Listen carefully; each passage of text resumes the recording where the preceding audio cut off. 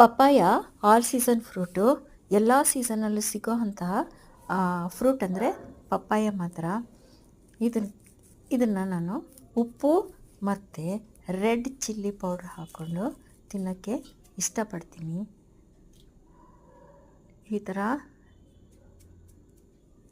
Red chilli powder ಉಪ್ಪು ಹಾಕಿ ತಿಂದರೆ ಅದರ ಟೇಸ್ಟು ಎನ್ಹ್ಯಾನ್ಸ್ ಆಗುತ್ತೆ, ಚೆನ್ನಾಗಿರುತ್ತೆ. ಮತ್ತು ಅಲರ್ಜಿನೂ ಸಹ ಆಗೋದಿಲ್ಲ. ಕೆಲವ್ರಿಗೆ ಅಲರ್ಜಿ ಆಗುತ್ತೆ, ಪಪ್ಪಾಯ ತಿಂದರೆ ಅಲರ್ಜಿ ಆಗೋಲ್ಲ.